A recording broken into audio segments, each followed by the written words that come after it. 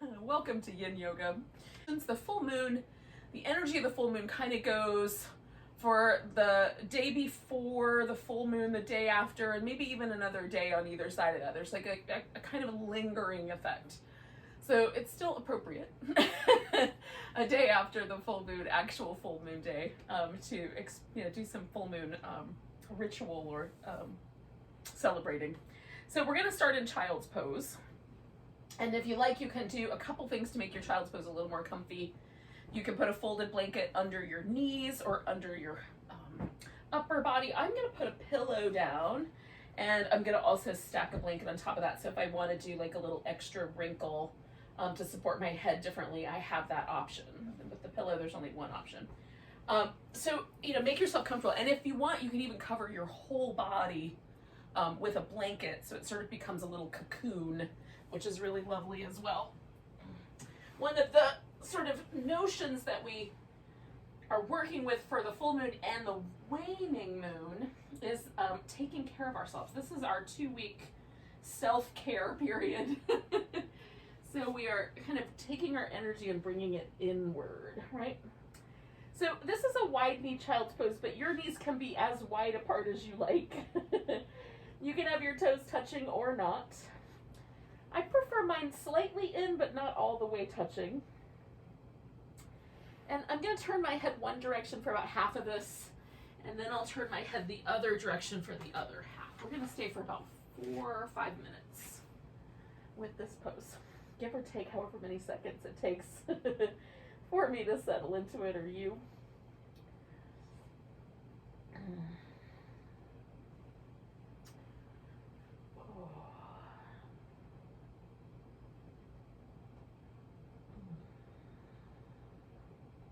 Now for me, child's pose has a kind of top of the thigh and top of the ankle stretchy quality to it. For some people, it's super relaxing. You won't feel anything in this pose, which is also fine. Whatever is the right version, or whatever is what's happening is happening. There's no wrong way to do it. Now, if a pose hurts, like if you feel sharp or shooting pain, there's even a kind of dull, throbby, or like numb, tingly, or a burning sensation. Those are good sensations to get away from. The pose, you just feel the stretchiness. It's okay to settle into that, providing, of course, you can relax the rest of your body. If it's hard to relax, back off a little bit.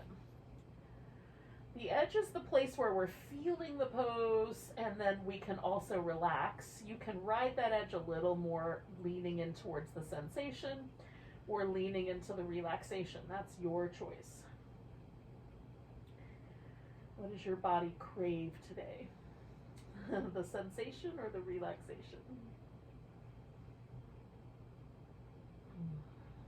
And then everywhere else, like the jaw, the face, especially around the mouth, we're going to try to relax as best we can.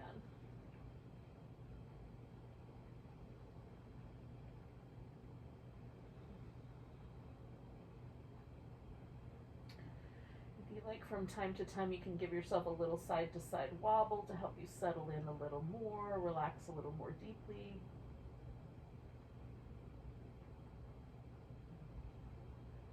Tune into the breath in the back body.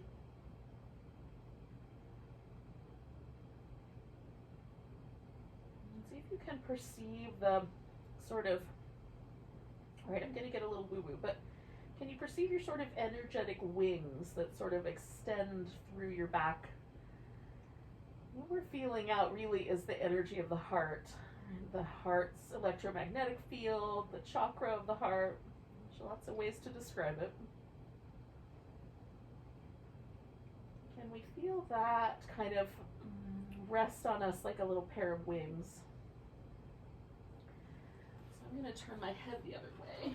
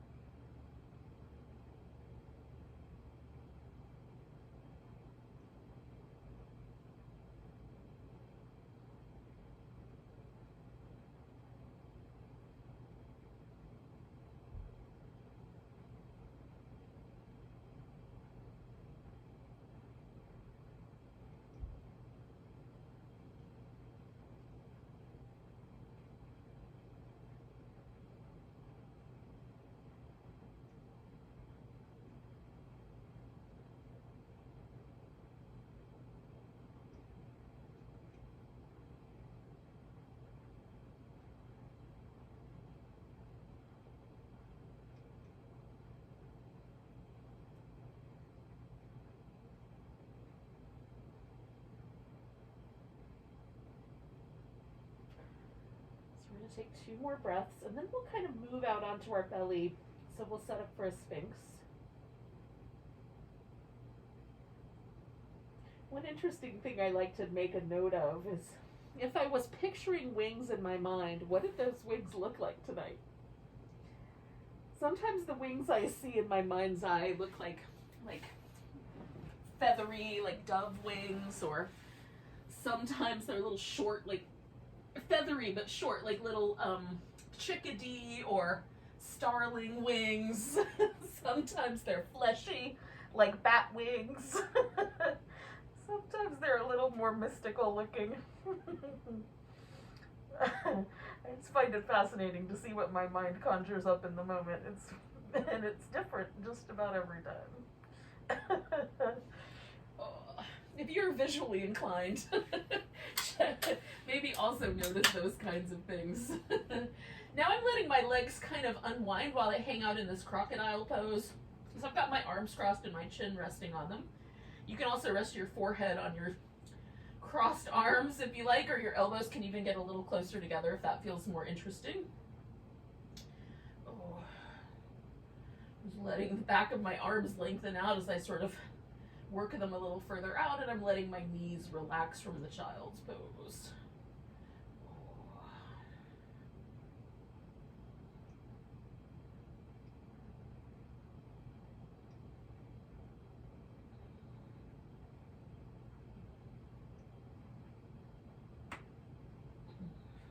Now, you can stay with the crocodile.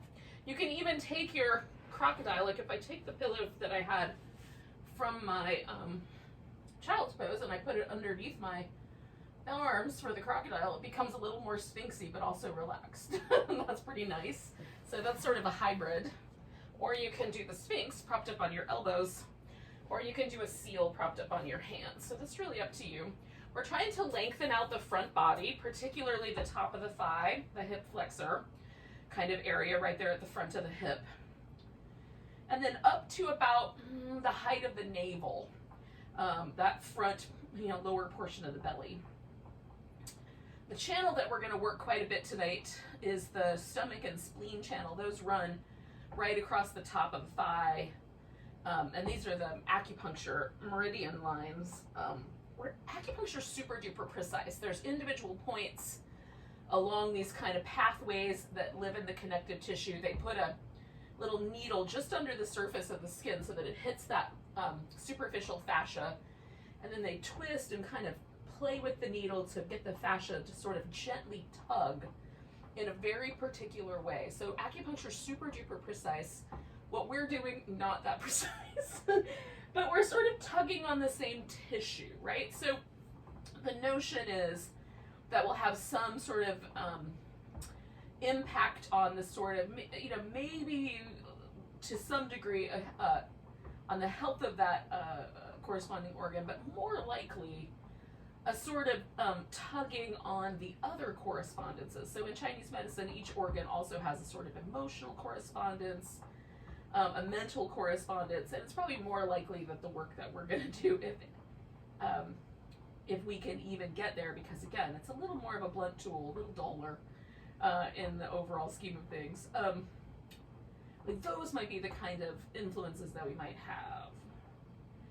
And the influences for the stomach and spleen are sort of how do we nurture ourselves and how do we store energy for later. And that corresponds really nicely with the full and waning moon, because that's essentially what we're doing. We're caring for ourselves, we're nurturing ourselves, we're making, kind of replenishing our energy stores.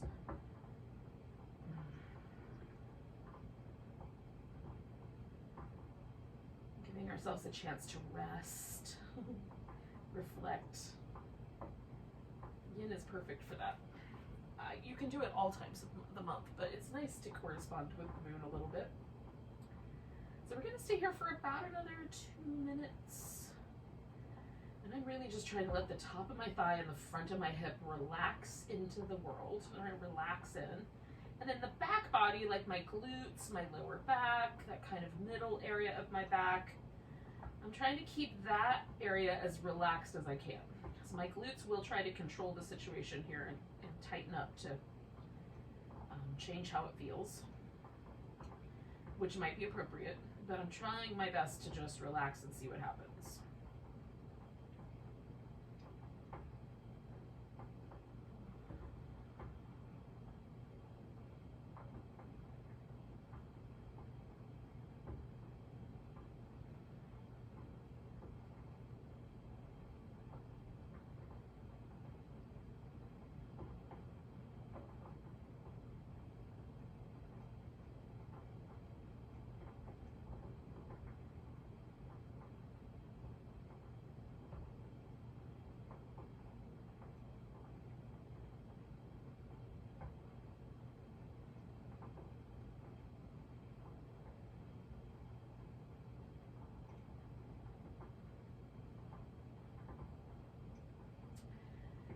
Noticing just a little extra tug on my right side compared to my left. So as I come out of this pose and do some of the next couple of poses, I might want to just give my right side a little bit more care, or just approach it with a little more sensitivity, right? It's because I've noticed that that side is feeling a little more sensitive. In the next few poses, I might make some sensitivity choices. All right, we're gonna do a half frog. So I'm gonna start with my left leg. So I'm gonna roll to my right side a little bit. I'm gonna hike my left leg up to make that frog shape. Now, if you want, you can reach back and hold onto this foot. For this pose, because there is a half saddle coming up, I'm just gonna let that leg relax. But you can do that if you'd like a little extra quadricep stretch. Now, for the upper body, you can come back to the Sphinx. You can do a crocodile. I really like to do a version with just a pillow for some support so that I can make like a little headrest and do all kinds of good stuff like that. And my goal with this pose is to just soften and release as much as I can through the groin and inner thigh, letting my hips get as level as they're willing to go. And then everything as relaxed as possible. You can kick your flipper out farther, you can tuck your flipper in more, leave the lower part of your leg to change the shape, and you can roll more to the long leg side or more toward the middle to change the shape. So work with the shape as you can. We're going to stay for about 3 minutes.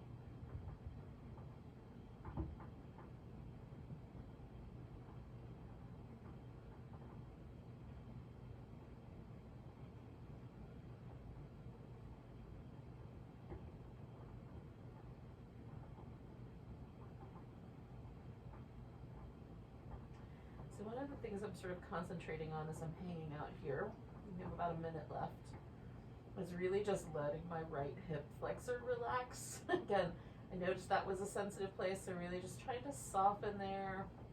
This left guy is a little spicy on the inner thigh, but if I can soften in both places, that would be really nice. And again, I'm just picking that because that's where I notice some sensitivity. For you, it might be somewhere else that you really want to focus your attention on relaxing.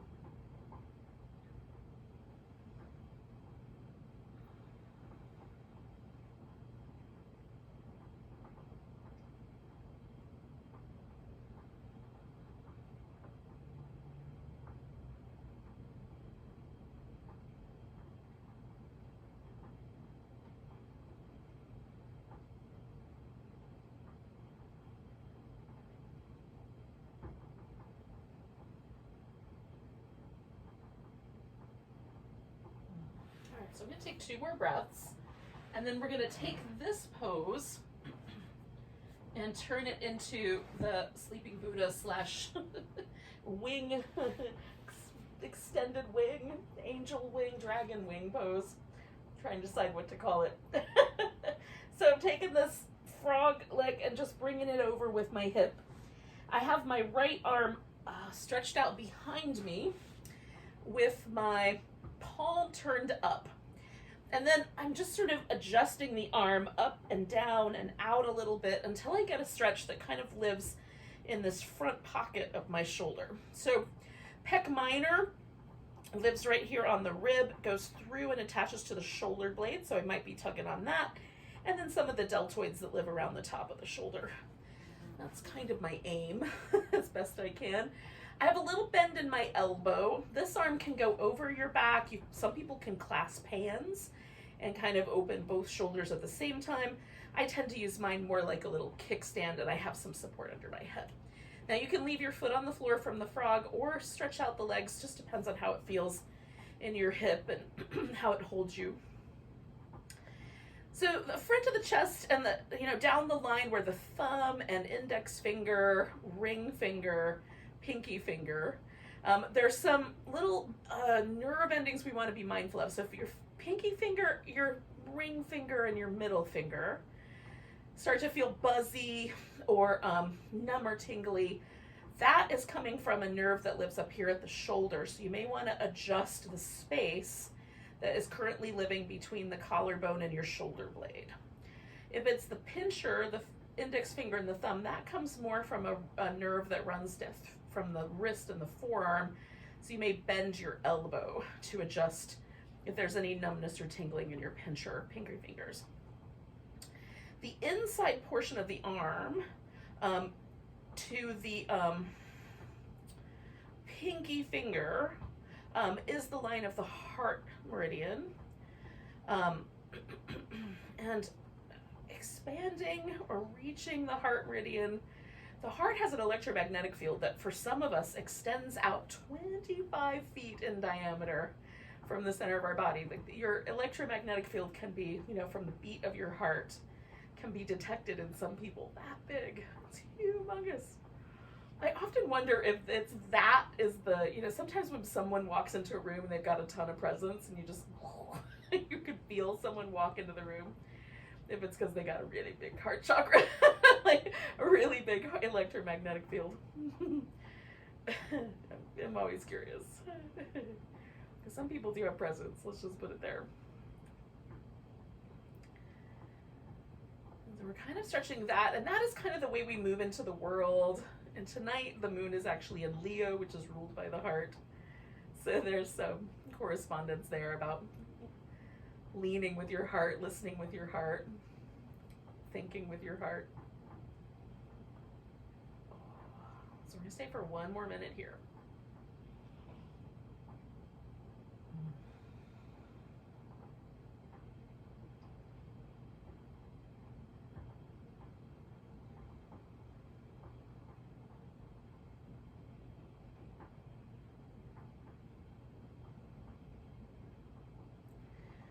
The stretch really pleasant most of the time. But if it's not your favorite, try just leaning forward a little bit more and see if that helps in the last little bit of time we have here. Then you can approach the other side a little differently when we get to it. So we'll take 2 more breaths.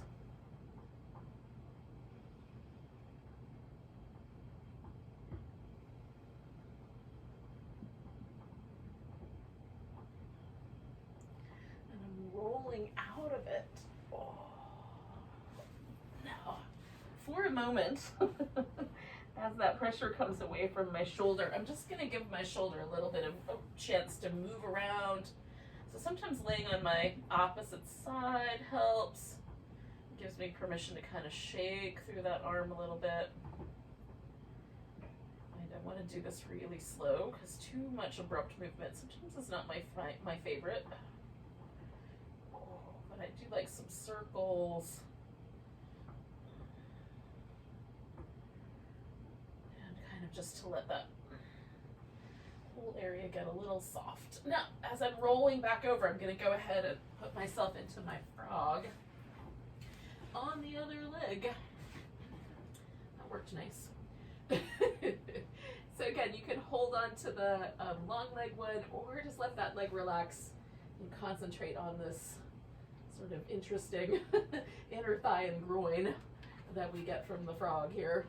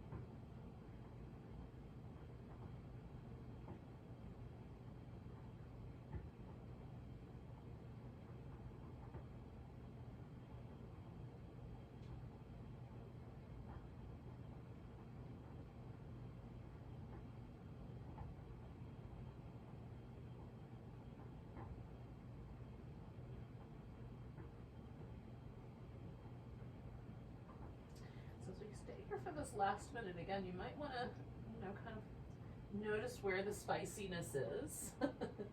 Maybe just soften with the spicy place, or maybe kind of shift your attention to the other side and see what happens if you focus on just relaxing a little more deeply there.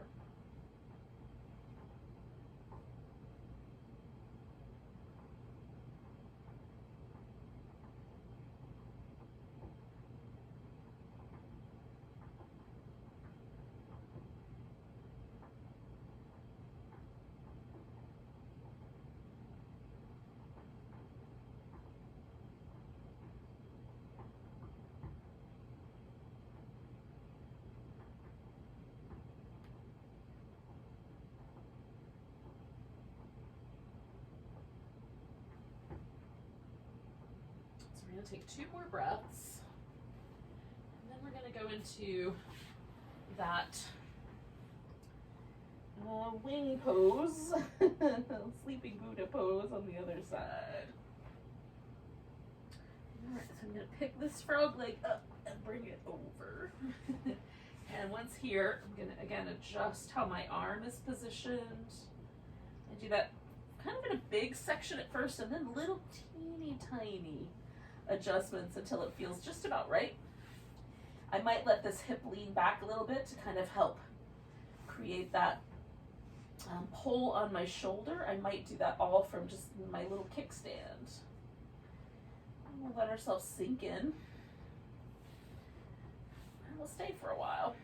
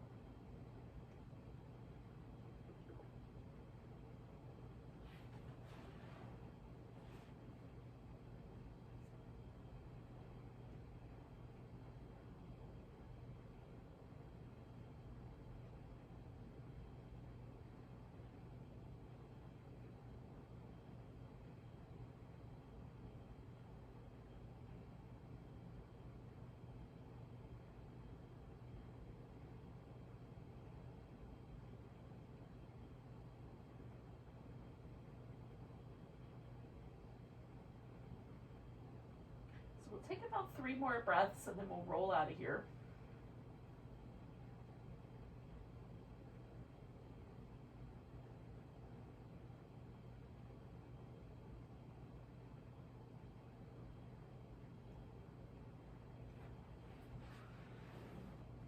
And then,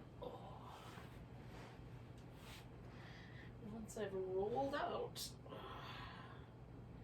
I might take a moment just to kind of rinse that out a little bit.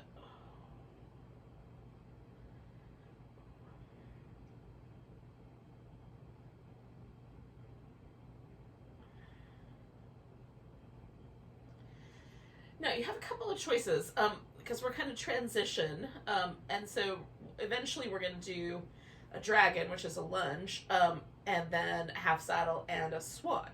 So we'll do that little sequence. So you have a chance at this point to do anything else that you might like to do. I'm going to do some little cat shapes on my hands and knees, but if you'd prefer, you could go back to child's pose, or downward dog might be a kind of option. Who knows? Maybe other things will strike your fancy. This is kind of somewhere between the lunge and laying on the belly, so that's going to be where I start. We've done all these little back bendings, and that feels really natural, and this feels really weird. We'll get back to the back body in a little bit.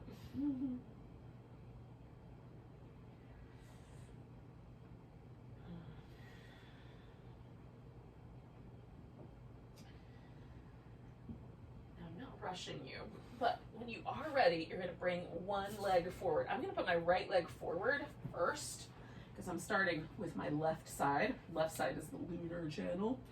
So I'm going to start with that sensation happening here on my left hip, front left hip. You could do it either way. That's just the way I'm rolling tonight. Now this is what's called a high flying dragon in some yin circles. So I have a more upright position. You can put your hands down on the ground. That's usually referred to as baby dragon or something like that. I'm eventually going to go down all the way to my elbows. That is a low flying dragon. Then you can add little extra things like grab your foot. So you've got a dragon with a tail. You can let your leg fall open. That's a winged dragon. There's all kinds of little things people have imagined. In my mind, they're all dragons. You can add whatever bells and whistles to your dragon you like. Now we're going to do this pose for about 3 minutes. We'll do the next pose for 4, we'll do the last pose for 5, so we're going to kind of build. So if the lunge is a spicy pose for you, then this one is going to be the shorter one. If the swan is the one that's spicy, there's some options that I'll give you to change it up a little bit.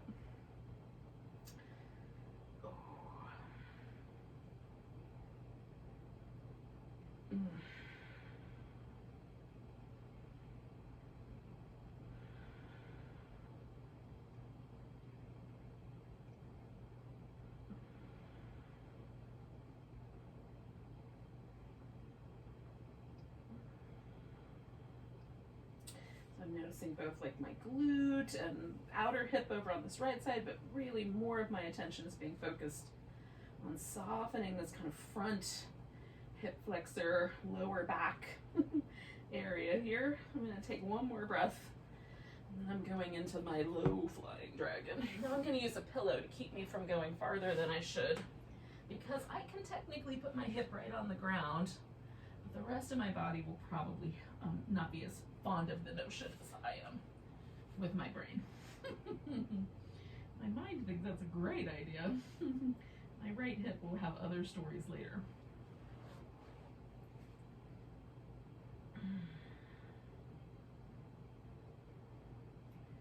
And again, once I'm here, now that I'm deep in my hip flexor release, I'm going to just breathe and try to relax as best I can. I'm going to stay for a little bit around a minute, just shy of a minute more.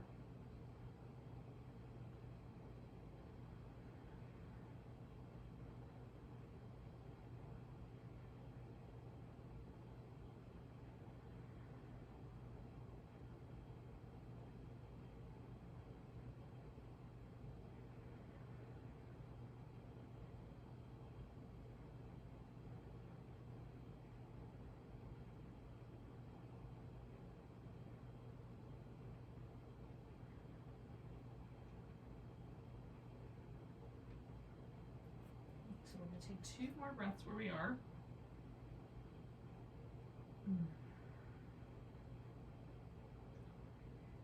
Now we're heading for a half saddle. So one leg is going to be in the saddle, the other leg will be out straight. Now to do that, the theory is you're just going to take your hips and sit down to the right of your left ankle, or if you're doing the other side, switch those around. So it might be that you need to make some other choices here. I'm going to put this pillow in underneath my hip so that I can keep a little bit more of the top of my foot on the floor, and I'm going to lean back, and that is going to be enough. I already feel the stretch right there through my quads.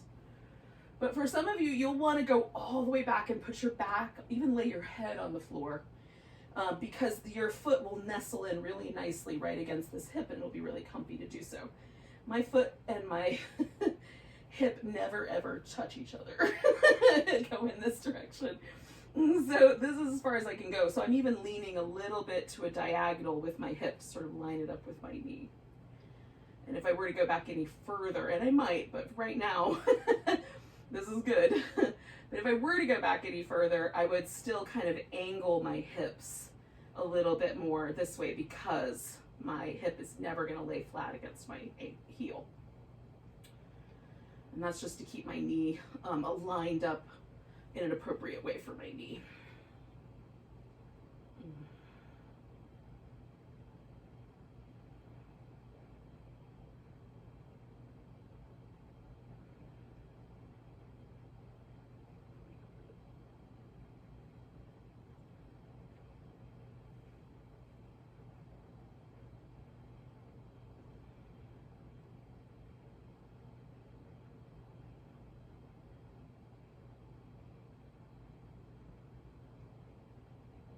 Keep hearing the pitter patter of little feet in my house, little furry feet.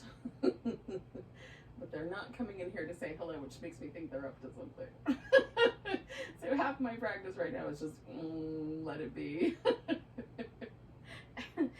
Sometimes practicing at home has those kinds of speed bumps. There's probably another word that I'm trying to find. It just has those kinds of little fun qualities. So if you get distracted by things happening in your house or the other people around you, just, when you think about it, pull yourself back to your practice. We're halfway through. We're just over that anyway. Now the top of my thigh is starting to soften. This is the kind of magical time for me in any yin pose. It's like somewhere in the first 2 minutes, I'll start to feel this really lovely kind of softening, releasing into the floor. Like the top of my foot is stretching a little bit out. The top of my thigh is feeling really lovely. And there's still a stretch there. I still feel the intensity, the pose. But it's just a little friendlier, a little less edgy. Which sometimes gives me permission to kind of go a little deeper into the pose, and sometimes just says, hey, this is perfect, let's stay right here.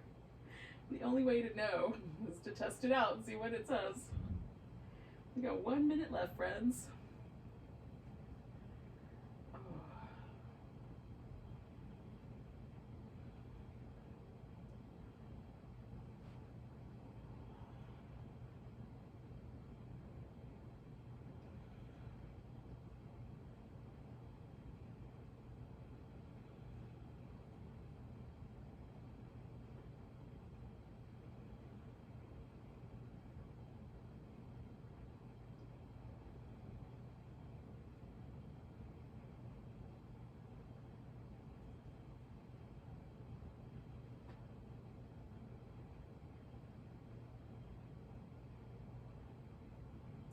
Now in a moment, in a couple of breaths, I'm going to go into the swan, and the way I'm going to do that is I'm going to switch over to this right leg as being sort of more of the spicy one, still staying with this kind of opening that's happening here. So I'm going to do my swan the regular kind of way. So I'm going to come up, bend this knee, kind of lean into it, and then I'm going to straighten out my left leg. Now, you can also flip your swan upside down, and do this laying on your back and just hold the leg in towards your chest, or both legs. Or you can do a seated pose called the shoelace, where you stack your knees on top of each other, or the square pose where you stack your shins on top of each other. So either of those also might be your jam. If you hold yourself more upright, again, this is kind of targets more of this hip flexor side we've been working on. If you go down into more of a forward bend, for me anyway, it leans the pose into this outer hip on the other side. So those are the kind of flavor choices that we get to make. I'm going to try to find a kind of relaxed space between those options. A little bit of back bend and a little bit of softening into the hip. Now this is our longer pose, so you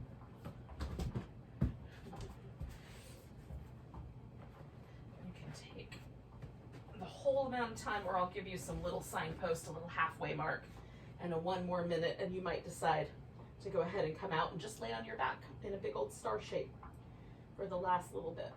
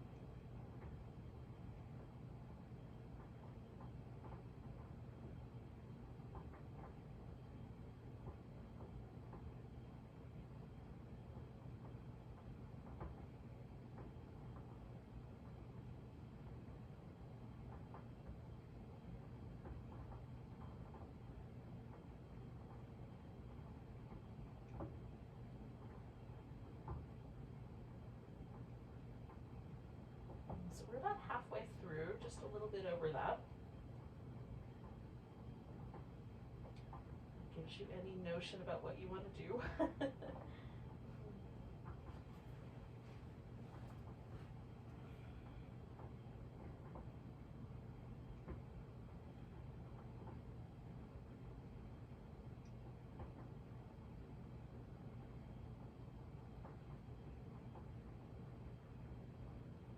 Pose always takes me really deep inside myself. There's a whole landscape going on in there. Notice if that's true for you or if it kind of pushes you outward. It's always interesting to see how poses impact us, and maybe it changes, but you know, sometimes they have a particular flavor to them.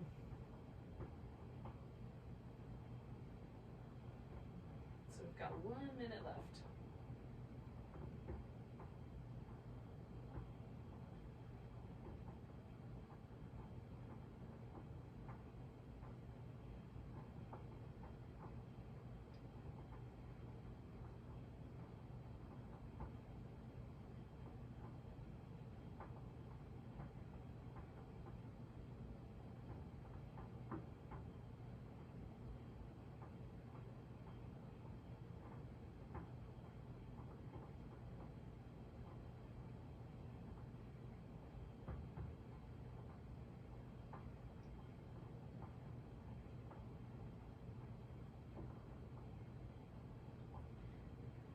I've got a few more breaths left, but when I'm ready to come out, what I'm going to do essentially is lean into this front leg hip, and I'm going to bring this back leg around once it's no longer in contact with the ground.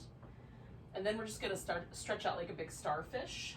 So I'm going to take a big breath, exhale, and kind of execute that maneuver. And then once I get rid of most of the props I've got all around me, I'm going to stretch out.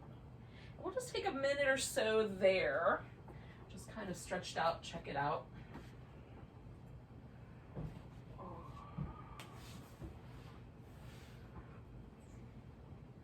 Sometimes this helps me tune in to how the two sides of my body may now feel really different. All that hip flexor release on this left side has left me feeling like my left leg is a little bit longer, and the front of this left hip just feels really soft. It almost feels like the bone is in more contact with the floor. Now the right side has its own kind of interesting sensations, because the right side with that last pose was much more spicy for me than the left side. There's certainly some interesting sort of sensations around my glute, and kind of tucked up under the leg. The external hip rotators were the muscles that we were putting a lot of pressure on, and this leg is really easily now just rotating open, almost to the point of being sideways, like the whole edge of my foot is resting on the floor, whereas on this side, like the little bit of my toes are off the ground. Heel is on the floor, but definitely that area right around my toes is a little different. Now there's always a slight difference between the amount of rotation these two hips do, just because the bone shape is slightly different on either side. But I just find that fascinating. I find like the afterglow of poses kind of interesting, noticing how they settle, really interesting. And then, you know, just sort of marking a landscape of how my practice is changing as I'm, you know, aging and moving through my life. Oh, that's been really fascinating. Once you get a few decades worth of playing with these poses under your belt, you start to, there's this whole history that's really interesting to reflect on. So, in any case, enough of my little chatter. We're going to do the other side. Hopefully you weren't bothered by too much of my chatter. Oh, okay, so let me get myself out of there. And then we're going to take ourselves into, we got to start all the way back at the dragon, this time with the left leg forward. And again, I'm going to start with the high flying version of the dragon, but you can start with any version of the dragon that works for you. I'm going to do a little wardrobe malfunction correction first. And again, this side for me was a little sensitive earlier when we were doing things that involved the hip flexor, so I'm just starting in a slightly softer place. Notice if it stays that way, or if now, because I've done a bunch of poses on the other side, there's a little less tug on the system as a whole.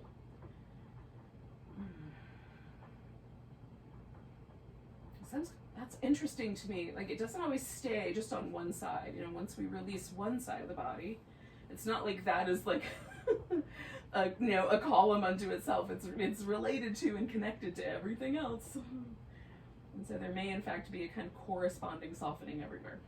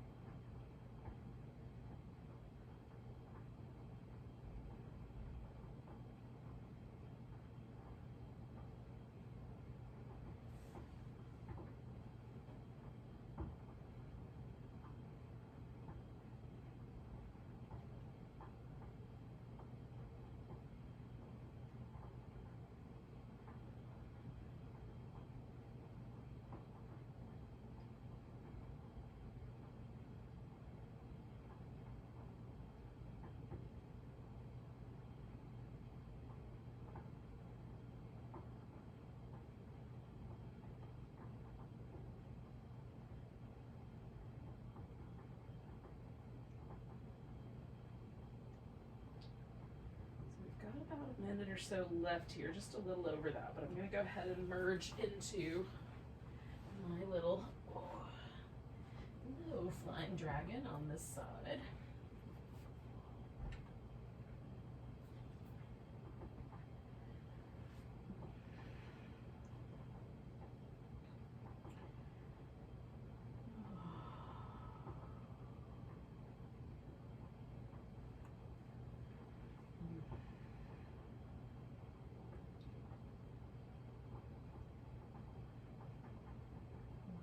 Just using this opportunity to try to relax as deeply as I can, even with this kind of spiciness that the lunch has.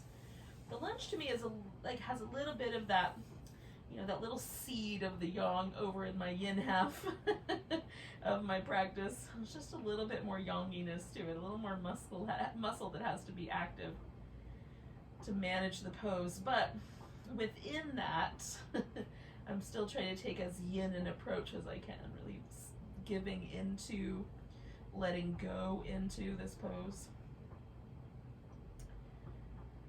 Trying to receive it. So we're going to take one more big breath here. And then we're going to head into our half saddle. So again, depending on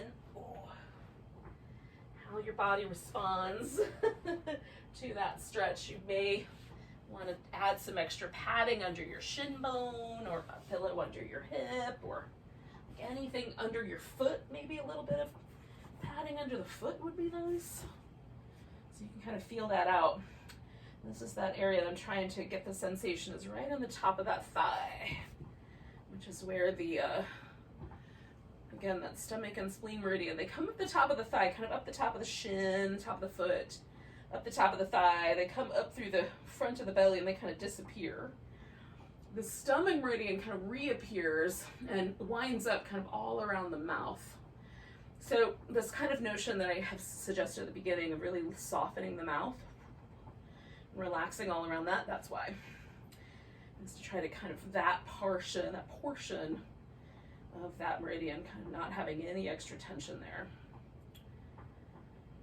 And again, stomach is really, in large measure, it's how we nourish ourselves. It's that first organ that sort of, it's the mouth is the first organ of digestion, clearly, because the saliva starts to break down what we're eating and we sort of macerate it. But once it gets to the stomach, then is the kind of beginning process of sort of, separating nutrients from not nutrients. The rest of the digestive system clearly has its job as well.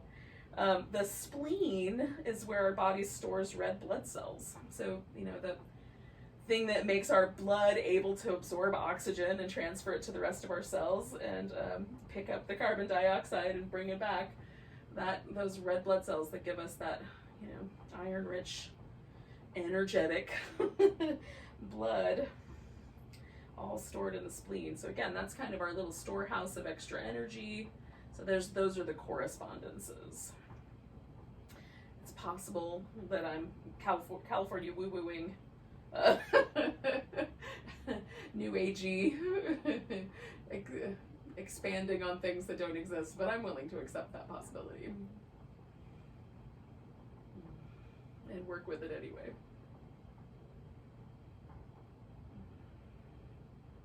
So we're halfway through this guy. A little over that.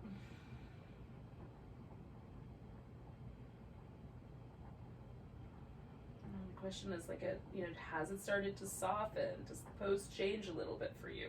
This might be a pose that's super easy for you.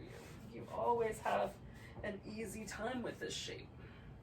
If that's the case, then you can enjoy it. But you could also put this foot on the ground and it might shift you back just a little bit and add a little more onto that quad stretch if you want it.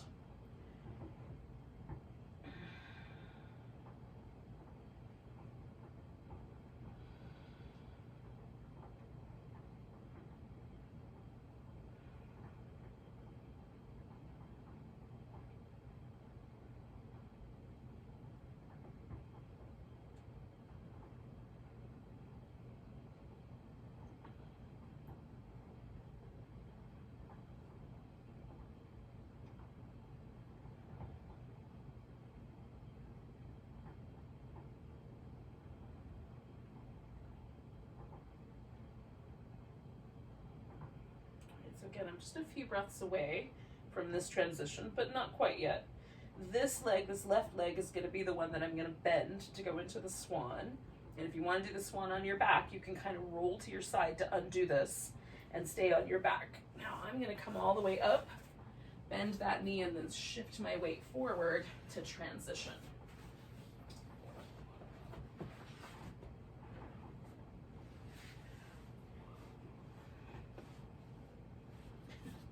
Sometimes getting that proper exactly where I want it takes a few moments.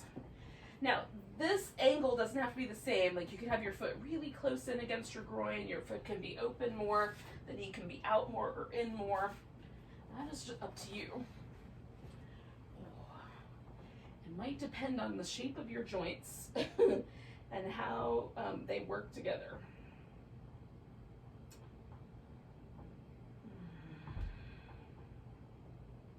You can also elevate, like I've elevated my hips up on this blanket, but you can elevate your hips up on a pillow and get a lot more space underneath you. And that may make this pose a little more approachable.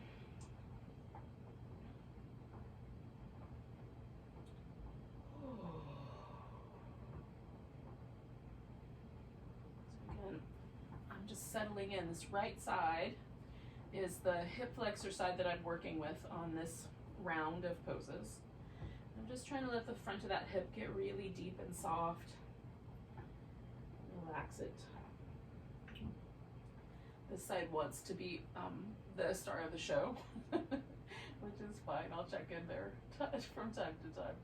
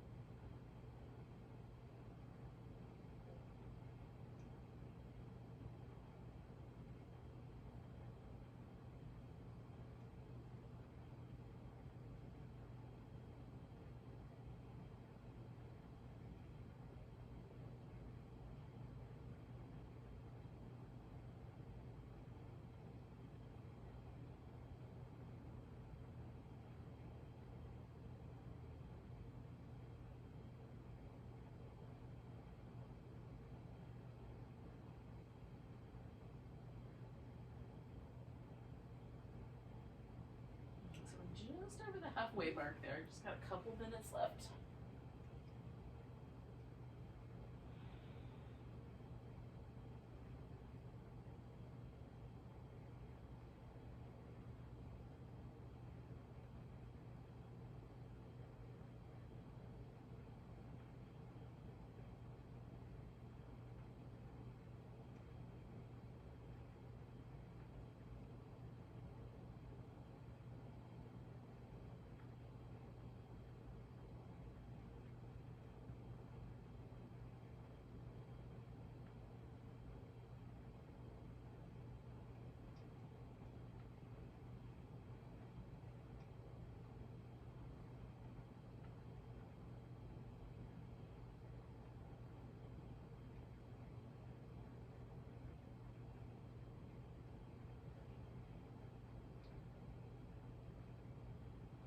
This is that last minute, and if you want to change it up and kind of come back to that star shape that we did laying on the back, you can do that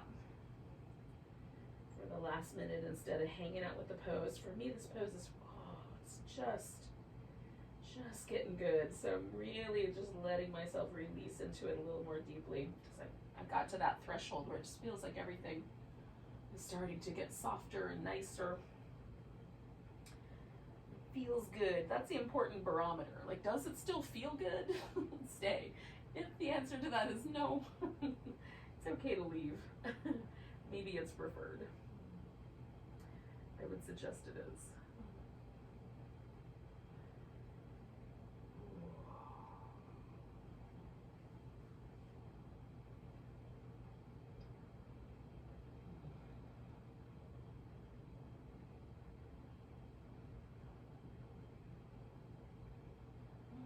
mummies. We're gonna take a big old breath and we're gonna get ourselves out of this shape. Again, take your time. Let yourself unwind a little bit. You can lay on your back. I'm just gonna sit with my legs kind of in that little bit of a V, a little bit of a star shape, like that. Ooh. Let's see if I can notice any sort of shifting landscape between this hip and this hip. This is where I land after the pose has gone over. Body starts to really let go of it. There's also kind of hydrating thing that's happening in our tissue, right? So we pull on the tissue and hold it in these shapes for a while, and because of that, there's kind of stimulation in the tissue that causes it to hydrate and pull water toward itself, which makes it like a little bit smoother feeling. It just feels like everything kind of lubricates. It's like, I love the way it feels when I first walk around after yin. It's like super loose, smooth gait. Most of the time I feel like a giant rhinoceros, like making my way through the world. But after yin I feel like a gazelle. Bing, bing, bing. In any case, enough of my silly ramblings. So we're gonna do our last pose here before Shavasana is gonna be a butterfly. And I'm making kind of a turtle shape. So I've got a big diamond here. You can pull your feet in tighter. I want to really emphasize the rounded back, the kind of almost turtle shell of my back. And again, so correspondence-wise, in terms of the moon, with the full moon, there's an opportunity for us for this whole full moon cycle, just because of some other correspondences that it's got lining up with the planet Pluto and some other things. Uranus went direct today, which is kind of the planet of transformations or transitions. So it's been going backwards for some time, and finally it's moving forward. So there might be some breakthroughs, some, you know, kind of big transformations in our world. It's hard to know, but in any case. So because of all those little things, there's a potential for us to sort of get stuck in fear.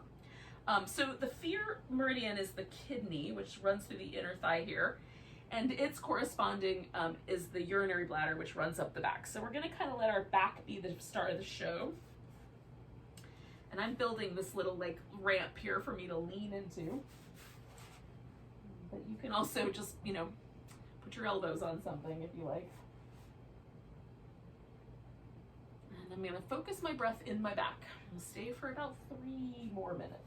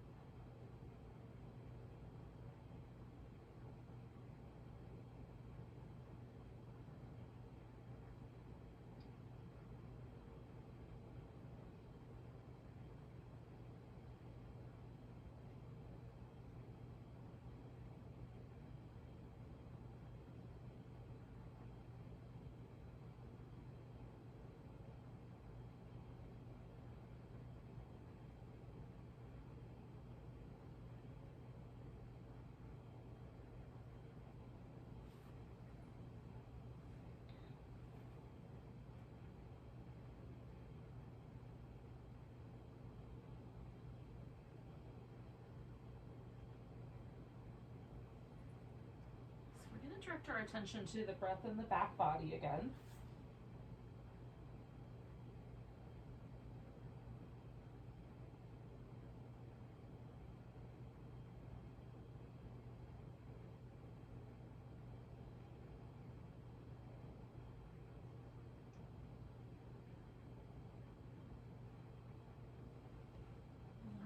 A big breath and kind of a fluffing up of our back to come out of here.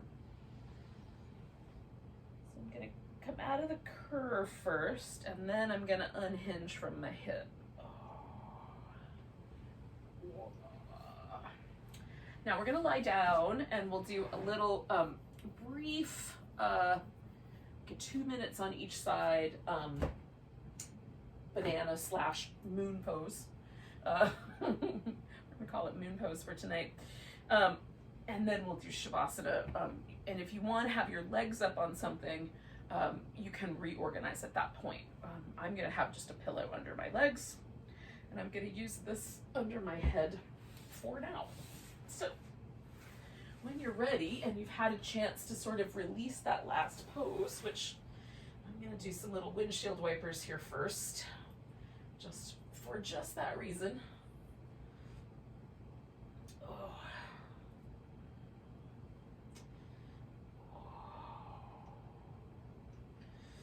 We're gonna do a little crescent. Now you can change the arms when you get there if you like. I'm just gonna bend from the side of my waist, and that might be enough. If you want, you can swing the legs over also, so your whole body will sort of be a little bit of a crescent. And you can take this outside leg and sort of cross it over the inside if you like. The elbows can bend once you're in this position. You can even lower the arms if that's preferred, if you don't want your arm up over this top. The important part is that we're going to let go and relax. We'll stay on this side for a couple minutes and on the next side for a couple minutes.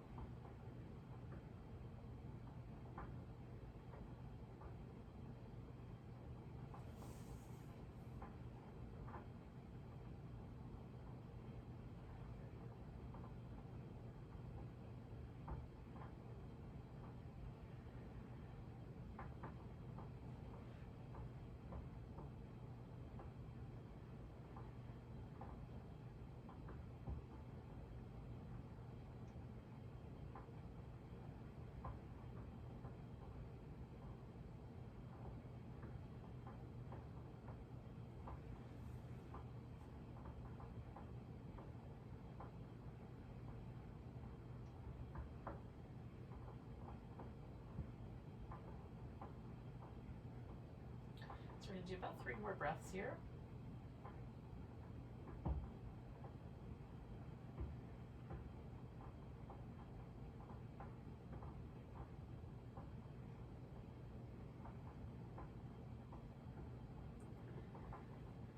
with my exhale, I'm going to come out of there, torso and legs, and then I'm going to once again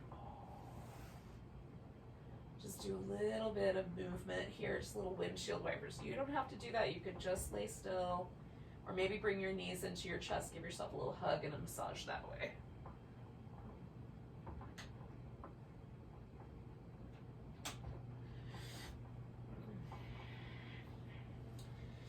And then when you feel ready, now my left side does feel a little bit longer than my right side, so I'm going to curve myself over the other way so I can even things out.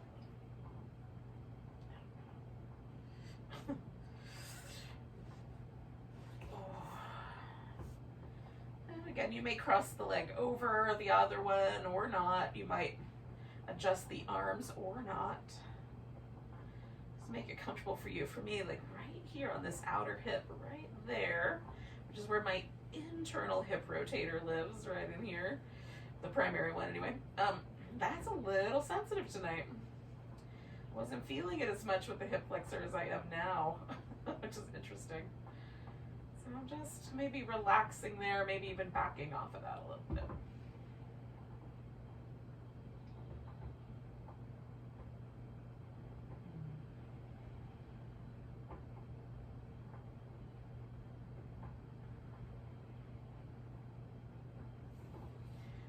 always know why they're sensitive muscles. Sometimes it's the way I sleep, or just something that, you know, sometimes when I'll do some kind of practice or something and I'll go, oh, that's how I did that. But most of the time I have no idea.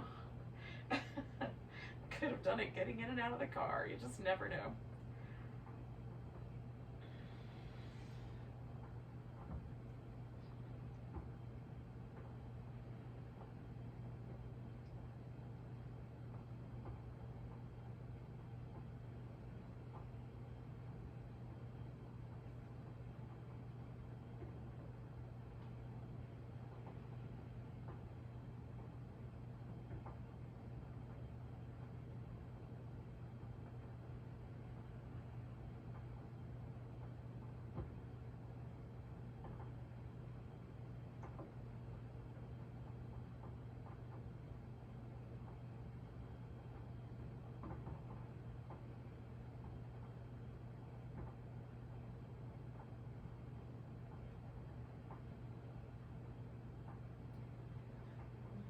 Friends, so we're going to take a nice deep breath and then make our way out of that torso. Legs. Oh, on the upside, both my legs feel the same length now. So I'm going to do a little release. And then I'm going to put this pillow underneath me and I'm going to cover up with a blanket. To a final relaxation shape. That seems like a good idea to me. I encourage you to do the same. There we go.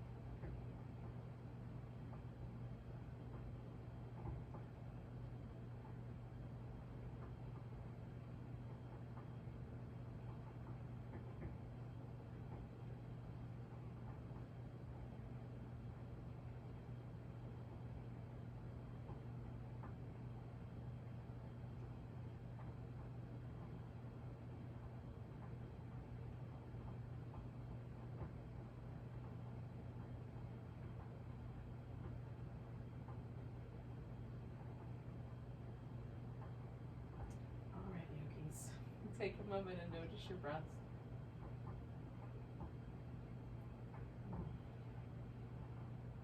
Take a nice deep breath all the way to your tiptoes.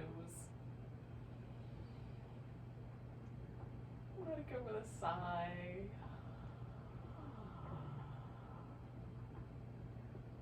You can move when you're ready. I like to start with just a little bit, fingers and toes and wrist and ankles. And turn it into a big stretch.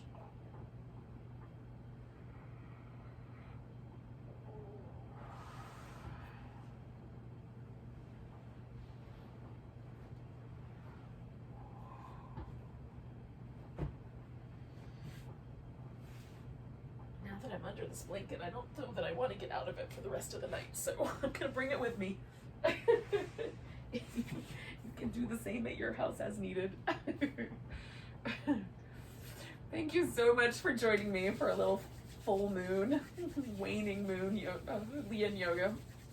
Let's take a nice big breath together. Big inhale. And a sigh.